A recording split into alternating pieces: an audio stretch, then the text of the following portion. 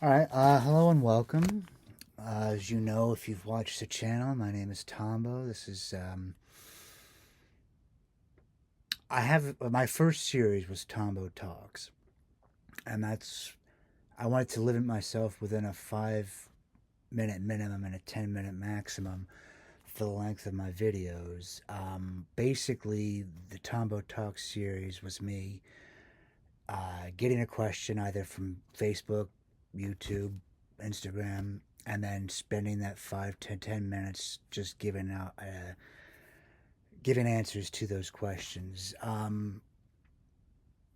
was recently approached by Brian Seaver, or Siver. I hope I'm not pronouncing that incorrectly. About how malls had gone from such a very important part of the American experience, very central to our social life from the '60s when they became huge, up until probably the late '90s, early 2000s was when you started to see that really appreciable decline where malls became not necessarily overshadowed, but I think the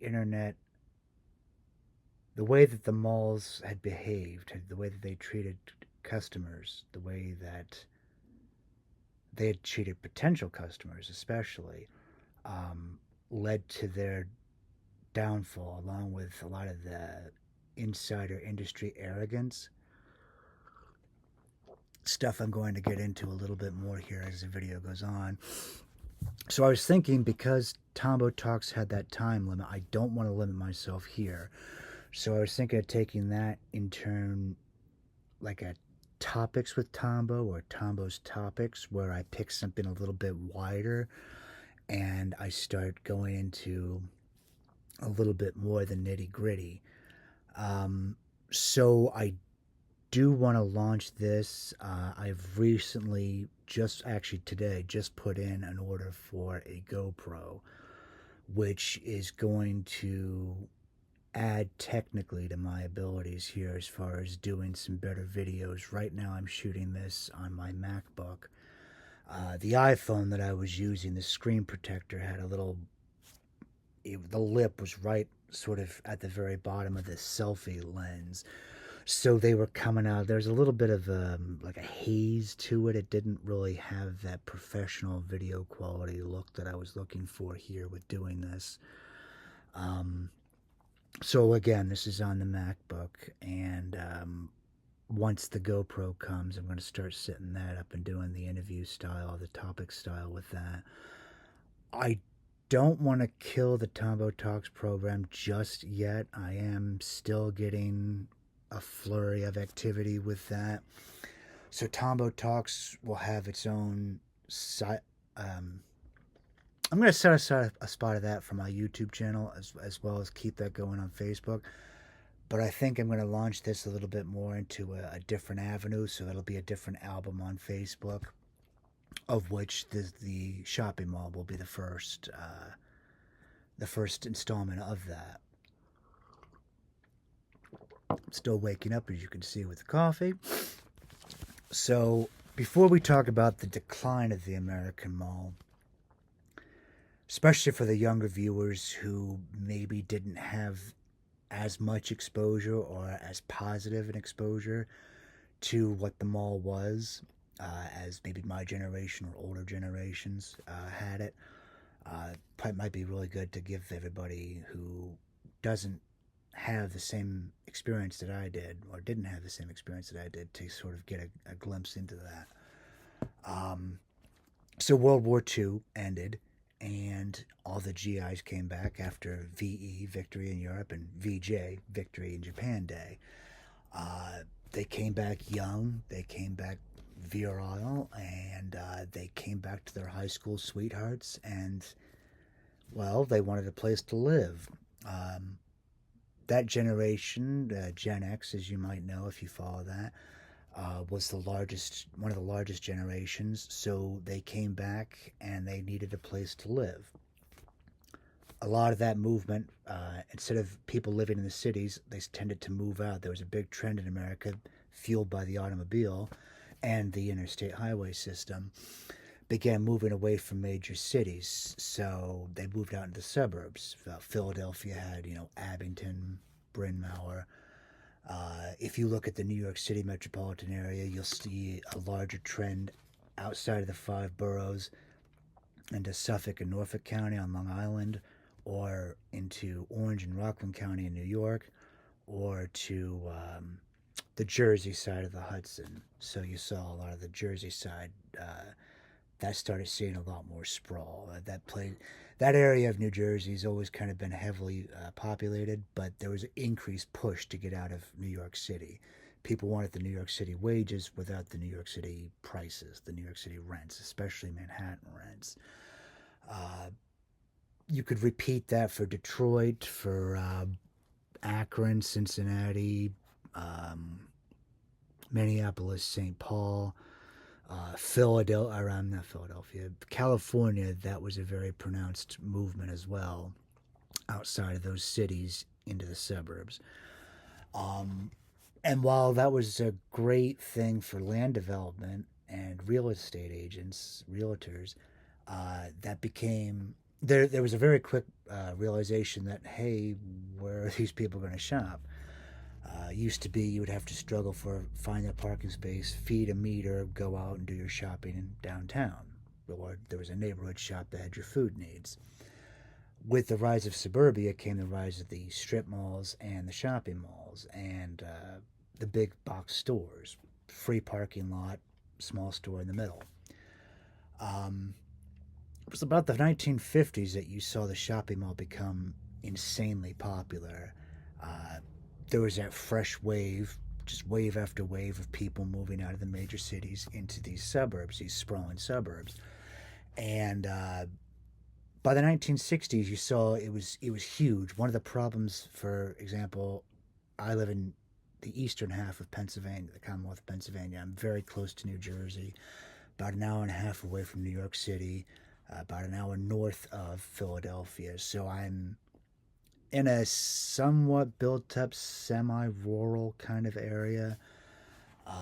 I live in the Slate Belt, so there's a lot of small towns around. We do have a local ish Walmart. We do have uh, about a 10-minute ride for in either direction for a supermarket. So a lot of these suburbs, they sort of picked an area more or less near an interstate, right off of a arterial road, a state road or something. Um, my experiences here in eastern Pennsylvania are going to be the ones that I'm going to talk about the most. Um, I do this because these are things, no, trends that I've noticed, things that I've witnessed myself, stories that I can tell, rather than relying upon outsiders. If you want, Brian, I can get you a link to two channels of guys that exclusively do malls.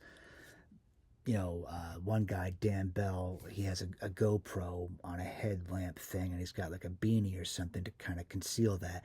And he'll walk through these malls. He'll do a ton of research, and then he'll do a voiceover of those walkthroughs. Um, Him and this other guy, Ace, Sal from Ace's Adventures, they do an extensive amount of research. They've been doing their YouTube channels for at least as long as I've been doing photography. So you're talking 2015. That I think one of them started back in like 2010 or something. Don't quote me on that. So there's a body of people who've been doing this, and you can see in their reportage that they kind of they've seen a lot of the trends sort of across the nation. Um, One of the things that they both agree on is that Pennsylvania and Ohio had what they called an oversaturation of malls. It was such a boon for so many that developers just overdid it. um, and I could talk about my particular region of Pennsylvania, the Lehigh Valley. We had just outside of Allentown the Lehigh Valley Mall, then right across the street was the Whitehall Mall, which was actually the second enclosed mall in the Commonwealth of Pennsylvania outside of Philly. It was the first outside of Philly and the second in the Commonwealth. If you go to Bethlehem, they had the Westgate Mall. And then if you went to my hometown, Easton, they had the Palmer Park Mall. And then the smallest town of the valley, Phillipsburg, in 1989, they got the Phillipsburg Mall, which unfortunately ended up closing. The attempt with the Phillipsburg Mall was to get that demolished and redeveloped as warehouses. Now, Phillipsburg was the home of Ingersoll Rand, one of the biggest pump manufacturers in the country, and it was in the 80s that they closed Ingersoll Rand down, and that sat abandoned for decades. That was only just recently, you're talking the last maybe 5 years, that was redeveloped into warehouses, so the township officials don't want to sign off on making more warehouses where the Phillipsburg Mall was, understandably. So now it's decaying pretty badly. Some of the recent reels and videos on YouTube I saw, graffiti is now present, and it's getting really bad. Things are beginning to crumble. It's looking messier. If you go back a couple years, maybe 2 years ago, a year or 2 years ago, during the Corona pandemic, when it was at its height, it still looked relatively clean. Like flip the switch, turn all the lights on, unlock the doors, start leasing space out again. It was still in decent condition. I say decent because I remember going to the Phillipsburg Mall for the last time when it was open in 2018, and the exterior, the parking lot, everything was falling apart. Sears closed down. On the other side of the mall, there was a Kmart that closed, and then it was taken over very quickly by Kohl's, another discount retailer. Phillipsburg Mall was weird because inside the mall they had an H&M, which is a high-end, high-fashion clothier. Why would you go and get a discount clothier and a high-end clothier in the same mall? It was almost like Phillipsburg Mall was just desperate to get leasable space leased out. They didn't have like a plan, a development plan, which ultimately led to their failure as a mall. Now, the Lehigh Valley Mall, on the other hand, one of their major anchor malls closed down, so they either had money saved up or the good enough credit that they could get a big loan. They knocked down that vacant anchor store, and they put in what I guess they have these pretty much across the country. I've seen in doing some research, watching a few YouTube videos, going on Wikipedia. It's pretty national as a trend, what they call a lifestyle center. So that's kind of like a Walmart shopping center. Massive parking lot. You pick where you want to go, and you're going outside, going to the next one, heading in, a lifestyle center just has a bunch of different shops. There may be a central courtyard or central parking lot. Lehigh Valley Mall did that. My first time back to a mall, my first time back to the Lehigh Valley Mall was over the 2022 holiday season. For at least a decade, maybe 12 years, I'd been doing all of my Christmas shopping, my holiday shopping on eBay. I refuse to give Jeff Bezos any kind of business. I hear the way that the way that Amazon treats their employees, and I'm not making that monster any money. He's not getting my business. So strictly eBay, or if another retailer had their own website and they had a better deal, I would go to them. The coolest thing about the Lifestyle Center at the Lehigh Valley Mall is they have an Apple Store. Yes, that is where this laptop was bought. I still have an iPad that was purchased there. I would check out the cool features that the newer iPhones before I considered, upgrading, whether I wanted to wait or not. The Lehigh Valley Mall just did it right. Yes, they were declining for a time, but I think the switch from in the 80s and 90s, up until the 80s and 90s, the mall was the only choice you had. You wanted a coat, you had to go to the mall. You wanted a pair of shoes, you had to go to the mall. There were no shopping plazas. There were no strip malls. Not as big as they've become. If you look down Easton Nazareth Highway, Pennsylvania 248, there's a Walmart on the one side, and just the other side, there's a Target. The Target came many years later. But both of those are built around a larger strip mall, this mass sea of parking lot, um, which doesn't really bode well if you're one who likes to walk. The purpose of these places is to be able to walk around. That's not really conducive, I don't see. But it is, unfortunately, the way that the developers tended to go. So we're kind of stuck with it. If people go there because they have to, so we're stuck with that, at least for now. But the Lehigh Valley Mall really they've really made a big change.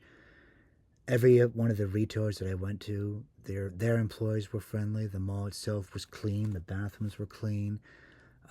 If there was a burned out light bulb, it was quickly replaced. The Lehigh Valley Mall was like 99% occupied. I think there were maybe 2 empty storefronts with the drywall up. It was very. They had made a concerted effort to stay occupied and to stay active. They were also right next to US 22 and the main arterial road, Pennsylvania 145, which links Allentown and Whitehall. So they had a great location. They had retailers that cared. If they didn't have anything in the store, what you were looking for, they would order it for you and give you a discount and have it shipped to your house. I remember going to a store for a British Union Jack backpack. I was out of school. I didn't need it. It was just a cool thing to have. I'd seen it on a flyer that I'd gotten in the mail. I go to this store, and this teenager, I don't even think he made it to 20. I probably still in high school, probably the manager's son. Almost dismissive, like, oh, it should be right there. It doesn't look like we have it. Just go on our website. Well, the website was more expensive than the store. That's why I made the trouble to go to the store.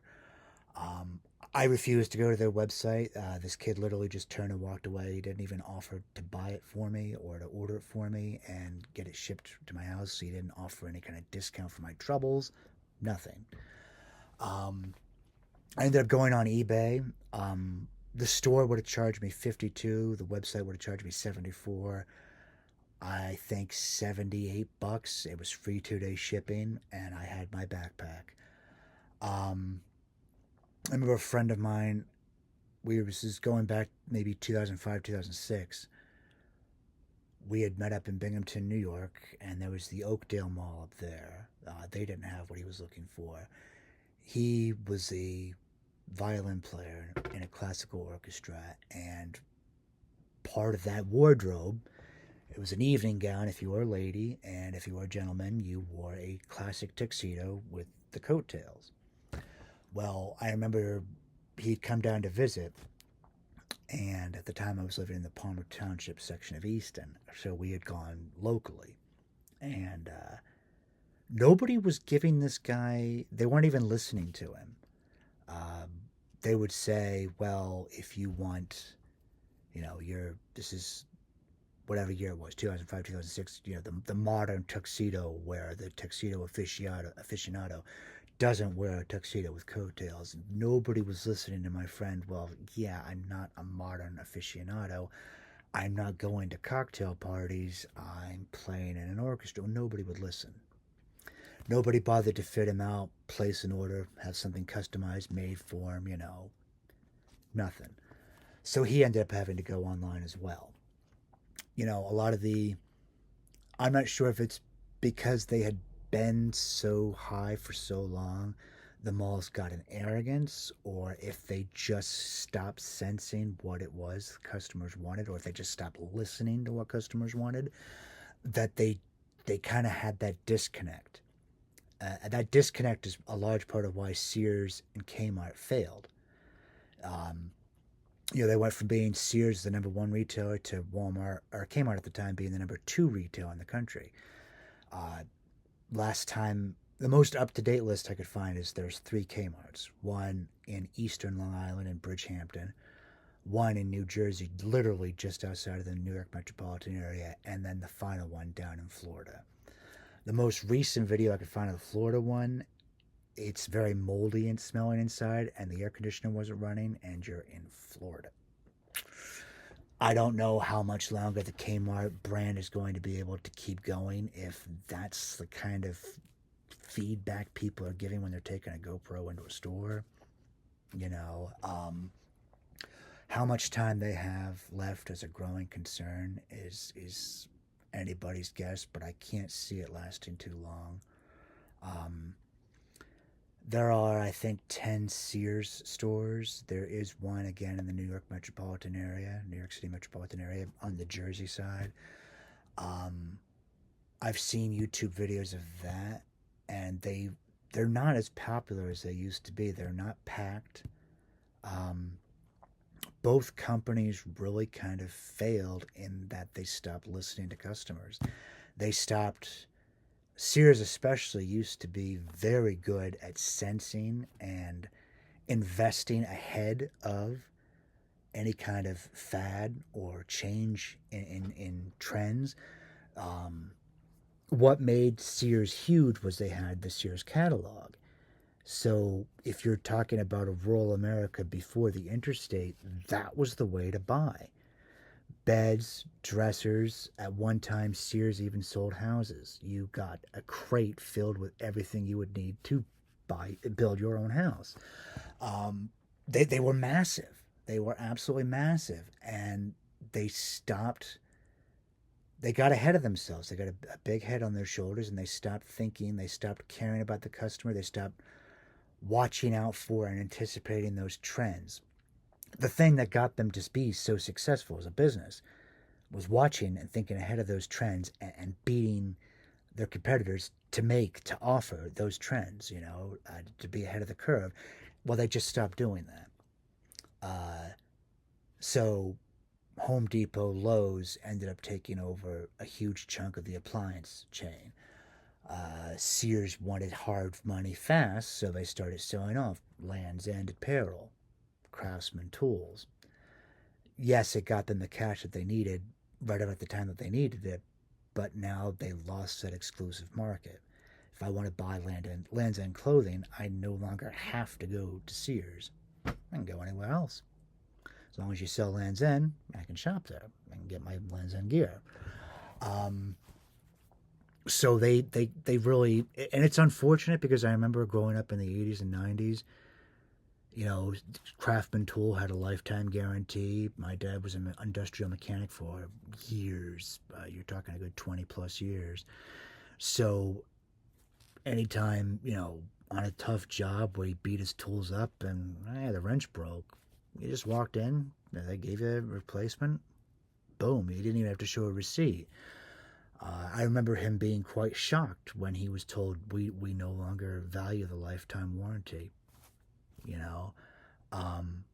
They literally just turned their back on their customers. And I mentioned Sears and Kmart, especially in relation to the Phillipsburg Mall, because Phillipsburg Mall had a Sears on the one end and a Kmart on the other. When those two died, that's pretty much when you could effectively say the Phillipsburg Mall kind of wasn't even a thing anymore. I'd gotten a job at Hunterdon County, New Jersey. I'd gone for the interview. This is before I found out I had the job. I'd figured, for old time's sake, why not stop by the Phillipsburg Mall? The parking lot was a landmine of potholes. The one entrance that I used had a big hole in the wall. Not exactly a first impression that exudes success, confidence.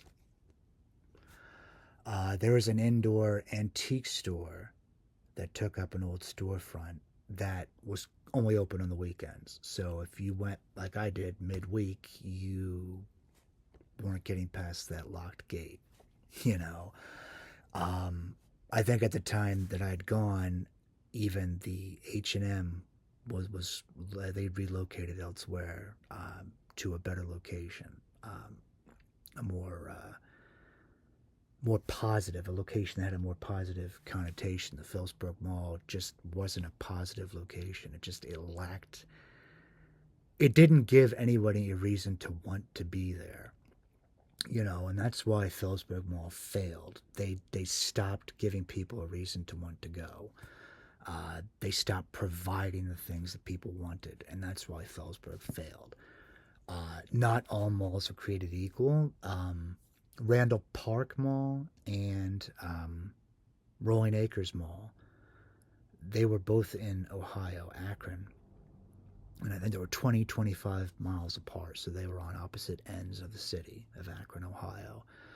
And if you know Akron, you know that their main claim to fame was tires. The big three, General Motors, Ford, and Dodge Chrysler, made the automobiles, and it was in Akron where Firestone, Bridgestone, Michelin made the tires. So as long as the automobile in America, the American-made automobile in America was doing well, Akron was doing well. As soon as that tide turned, guess what happened in Akron? The same thing that happened in Detroit. The same thing that happened in most of the state of Michigan. So there were gangs, there was poverty.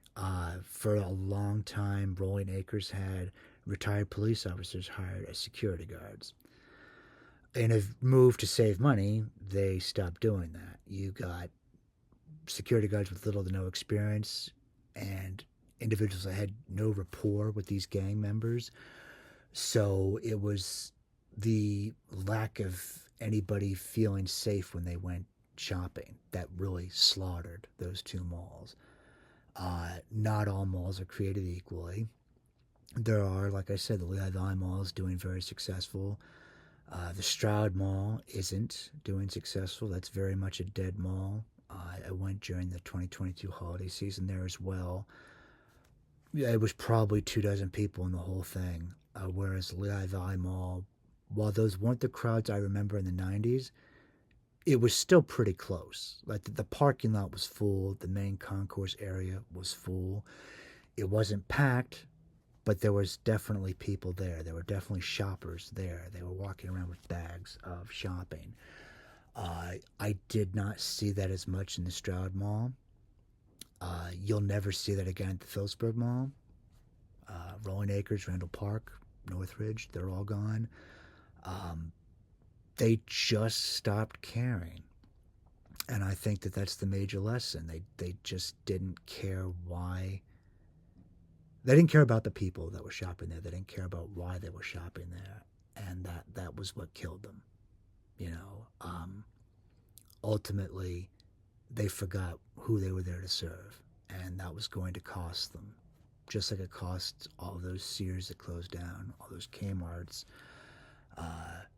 Macy's and J.C. Penney's have also seen huge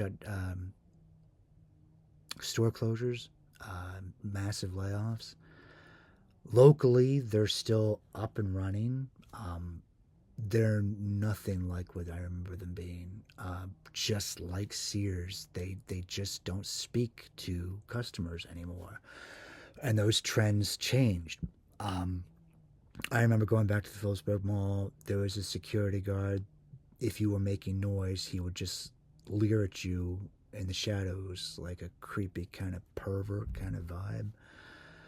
My sister and I had visited the Phillipsburg Mall when my niece and nephew, her children, were young kids. And, of course, they were like 4 and 8-year-olds being loud.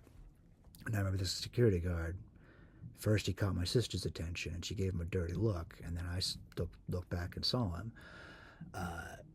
It seemed like he was hesitant or angry to see any kind of life at the mall. That was the vibe that he gave off, and we didn't want to be there. Just because of the aura, the vibe that man gave. So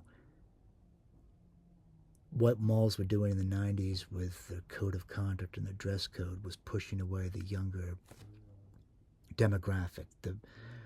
If you ever ask anybody, what's your favorite soft drink? Coke, Pepsi? What's your favorite retailer? Walmart, Target? You'll typically find that a lot of those decisions, a lot of those preferences were built when they were younger. and every visit just is supposed to build upon that. You kick out an entire age group based on the baggy clothes of backwards baseball cap. You really kind of push away the youngest demographic, the people who are supposed to get that brand loyalty, and you're kicking them out. I think that was a huge thing, and that really occurred right about the time that online shopping was becoming a thing. If you'll remember, it was late 90s, 1997, when eBay and Amazon launched. I waited a good 10 years before I did any kind of online shopping. If this was some kind of a, if there was a hole in the system, a failure in the system, I wanted other people to learn the hard way so that I didn't have to. So they were kicking people out as online shopping was becoming a thing. And it wasn't that the internet killed the mall. The mall shot themselves in the foot just before they were due to run a marathon. And they did so right as all of that competition was creeping in. Walmart, Target, the online shopping experience. The malls weren't safe. They weren't offering people what they wanted, so they really did all of that damage to themselves. And that's the one thing that's going to kill any kind of mall. I remember reading, so either NBC or CNBC, and they were chronicling a mall in the Atlanta, Georgia area. And that mall owner made a very interesting and brave step. He took the mall and he made it he geared it towards the Latino minority in the area. This is a place where live music, very family-oriented shops, restaurants, so he really tried to serve that family-centric community by making his mall a family-centric mall. And he was able to turn a failing mall into a success story because of that. So I refuse to hear the argument that retail is dead. Even at the height of the pandemic, Walmart always had cars in it. At the parking lot, Target always had cars at the parking lot. Toothpaste, toothbrush, deodorant, you always go to the store. Yes, you can order that online, but a lot of time those are the objects that you have an immediate need for. You don't realize you're out of it until you're out of it, so you've got to go to the store. I don't buy the argument that retail is dead. I don't see that. Anytime you go to the supermarket, you could see retail isn't dead. Target, Kohl's, Walmart, you could see it's not dead. So it's not the mall isn't a victim of the death of retail. It was a victim of its failures to listen, to predict, and to serve. That is always going to hurt in business. I've off and on throughout the years, I've worked in several different industries, one of them being customer service, and I can remember in the early 2000s getting abysmal customer service. So, I mean, how? Why would anybody want to deal with that? If, like with the Lehigh Mall, if you can change that perception, you'll do very well. And it's just down to these places to change that.